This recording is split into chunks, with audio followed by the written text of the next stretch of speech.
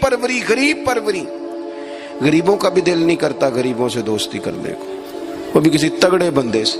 غریب 3-4 غریب مل کے ایک غریب کی مدد کرنی شروع کرے نا تھوڑی تھوڑی، تو ہمیں وزیروں، مشیروں، ایم پی، ایم این اے کی ضرورت ہی نہ رہے. امام حسین گزر رہے تھے.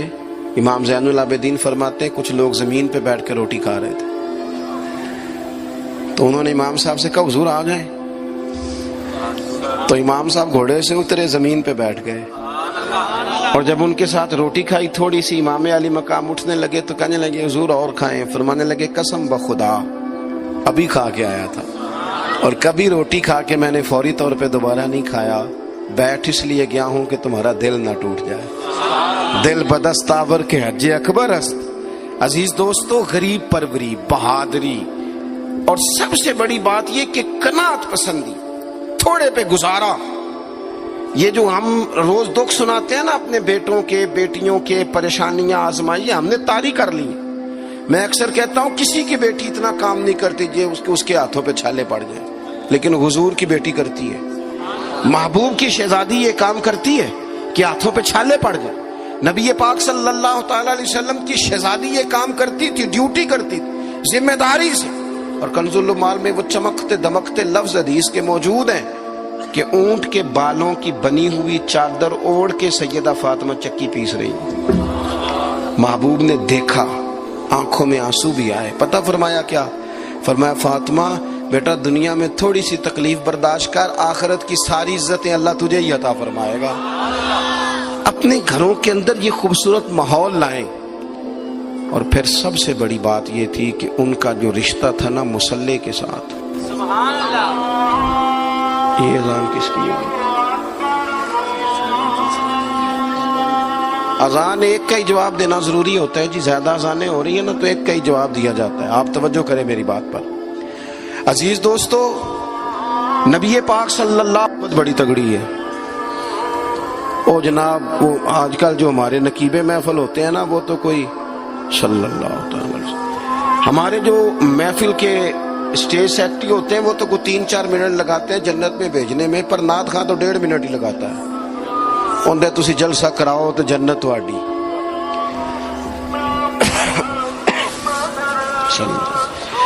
یاد رکھیں کہ نسبت کی مضبوطی ایک بڑی عظمت ہے. اللہ والوں کی نسبت بڑی چیز ہے، اور خدا دے یہ دولت تو یہ بڑی چیز ہے، یہ بڑی چیز ہے. یاد رکھ لے میرے عزیز کہ جب آپ کا رشتہ اگر نسبت تگڑی ہے تو عبادت کرنے سے تو اور تگڑی ہو جائے گی، مصلی پہ بیٹھنے سے تو اور مضبوط ہو جائے گی. آپ نبی پاک علیہ السلام کے گھرانے کا ترک دیکھیں تو وہ عبادت سے بڑا ان لوگوں کا شغف ہے، اللہ اللہ کرنے سے بڑا ذوق ہے.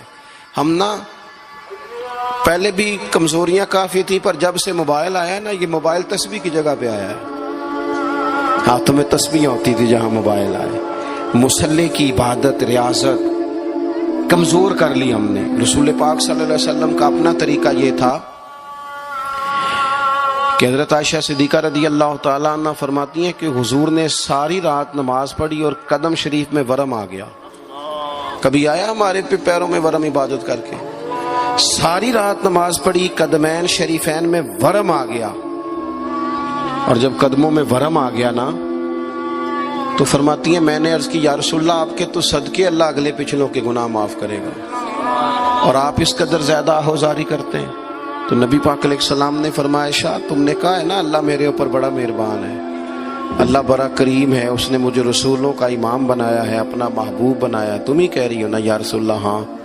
تو فرمایا پھر میں اپنے رب کا شکر گزار بندہ نہ بنوں. حضور کثرت سے عبادت کرتے. سیدہ فاطمہ رات کو زیادہ وقت مصلی پہ گزارتی. حضرت امام حسن اور حسین لمبی عبادت کرتے. 9-10 محرم کی درمیانی رات تھی. عمر بن سعد امام علی مقام کے پاس آیا کہ کہنے لگا حسین 2 ہی باتیں ہیں، یا جنگ کریں گے یا آپ بیعت کریں گے. تو امام حسین فرمانے لگے اس طرح کرو، ایک رات کی مہلت دو، صبح بتاؤں گا. امام صاحب نے اسے کہا، وہ چلا گیا.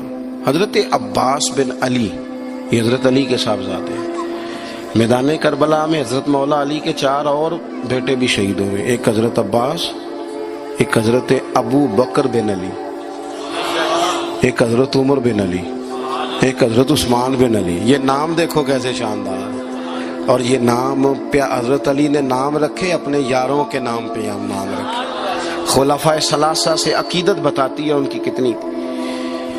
تو حضرت عباس رضی اللہ تعالیٰ عنہ نے آ کے سیدنا امام حسین کی خدمت میں عرض کی، حضور آپ نے جو فیصلہ کرنا ہے نا سویرے، مجھے ابھی پتہ ہے، آپ نے بیعت تو کرنی نہیں، ہونی تو جنگ ہے.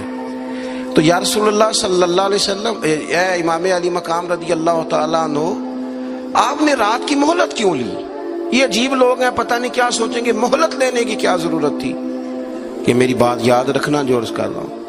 امام حسین فرمانے لگے، عباس تیرا کیا خیال ہے؟ سوچنے کے لیے ٹائم لیا ہے تو حضور پھر کس لیے لیا ہے؟ تو کیا جملے ہیں امام حسین کے. فرمانے لگے، عباس تجھے پتہ ہے نا مجھے سجدوں سے بڑا پیار ہے، سجدوں سے پیار ہے، دعاؤں سے پیار ہے، عبادت سے پیار ہے. میرا دل کرتا ہے ایک رات رہ گئی ہے میں رج رج کے سجدے کروں، اپنے مالک کے حضور اپنی پیشانی رکھوں، خوب دعائیں مانگوں. تو ان کا تو عبادت سے اتنا شغف تھا. آخری بات سنیں، یزید تو ظاہری طور پر کلمہ بھی پڑھتا تھا، سارے کام کرتا تھا. امام حسین کیوں نکلے اس کے خلاف؟ اس لیے کہ فاسق و فاجر تھا، شرابی بدکار تھا. صحیح بتانا، صحیح. اس بندے کی جیب میں خود ڈھیر سارے گندے گانے ہوں، وہ امام حسین کے نام کی ایک دیگ پکا لے تو امام حسین خوش ہو جائیں گے؟ جو وہاں لڑکیوں کے اسکول کالج کے سامنے روز کھڑا ہو، وہ کہے کہ میں نے 6 نعرے پورے لگائے امام حسین کے نام کے، تو امام حسین خوش ہو جائیں گے؟ امام حسین کی کاز کیا ہے؟ وہ کہتے ہیں کہ ایسے لوگ جو فاسق و فاجر ہوں، اعلانیہ گناہ کرنے والے، وہ کبھی بھی عنان حکومت پہ آنے نہیں چاہیے. اور اگر ہم سپورٹر ووٹر ان لوگوں کے ہوں، ہم انہی لوگوں کے سپورٹر ووٹر ہوں جو ظالم ہیں، فاسق و فاجر ہیں، اور ہم بات کریں امام حسین کی، ہم سے نہ رقم ہوں گے قصید یزید کے. ہم لوگ تو حسین کے سیرت نگار ہیں. دورنگی چھوڑ کے یک رنگ ہو جا، سراسر موم ہو جا یا سنگ ہو جا، آپ کبھی کسی ظالم کے سپورٹر نہ بنے. کبھی بھی آپ کو پتا چل گیا بندہ غلط ہے تو ڈٹنا سیکھیں، کھڑے ہونا سیکھیں. وَلَا تَحْسَبَنَّ اللَّهَ غَافِلًا عَمَّا يَعْمَلُ الظَّالِمُونَ، اللہ ظالموں کے کاموں سے بے خبر نہیں ہے. کبھی کسی ظالم کی سپورٹ نہ کرے، کبھی بھی. میرے نبی پاک علیہ السلام نے فرمایا، جس نے زمین کی ایک بالشت پر ظلم کیا نا، اللہ 7 زمینوں کا طوق بنا کے قیامت کے دن اس کے گلے میں ڈال دے گا. کبھی کسی ظالم کے ساتھ کھڑے نہ ہونا، کبھی بھی. ایک منٹ کے لیے. وہ ایک دفعہ ایران کا ایک بادشاہ تھا، تو اس نے سوچا کہ میں اپنے بیٹے کو نا گھوڑ سواری سکھا لی ہے، تیر اندازی سکھائی ہے، تو میں نا اسے دین بھی پڑھاؤں. اس نے ایک بزرگ عالم کا انتخاب کیا کہ میرے بیٹے کو آپ نا کتاب و سنت پڑھائیں. تو بچہ ایک زمانہ استاد کے پاس کئی سال جاتا رہا. جب اس کی تعلیم مکمل ہو گئی نا، تو ایک دن فارغ ہو گیا، جس طرح ہمارے ہاں چلے آمین ہوتی ہے یا دستار ہوتی ہے، بچے کی تکمیل ہو گئی. ایک دن ویسے ہی استاد صاحب نے گھر بلایا، کہا پتر میرے پاس آؤ. بچہ چلا گیا تو استاد صاحب نے اندر سے کنڈی لگا لی اور بچے کو کافی سارے تھپڑ مارے، کھینچا، زد و کوب کیا، مارا. بچے نے گھر آ کے والد کو شکایت لگائی تو والد کہنے لگے، پتر تیرے استاد عالم فاضل بندے ہیں، ایسے بلا وجہ مارا، میری سمجھ میں نہیں آتا. ماں کو کہا تو اماں کہنے لگی، پتر تیرا باپ کہتا تو ٹھیک ہے، چلو حالات بدل گئے، زمانہ بیت گیا، وہ بادشاہ فوت ہو گیا، یہ بیٹا تخت پہ بیٹھا. اب وہ درد نہیں جاتا تھا اندر سے کہ استاد نے زیادتی کی میرے ساتھ. اس نے پہلا حکم یہ جاری کیا کہ میرے استاد کو بلاؤ.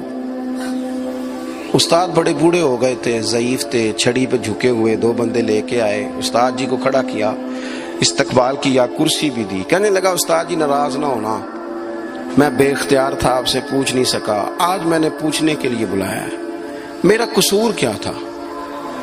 استاد صاحب نے یوں آنکھیں کھولی، کہنے لگے، پتر یہ جو آج دن آیا نا، اسی دن کے لیے مارا تھا.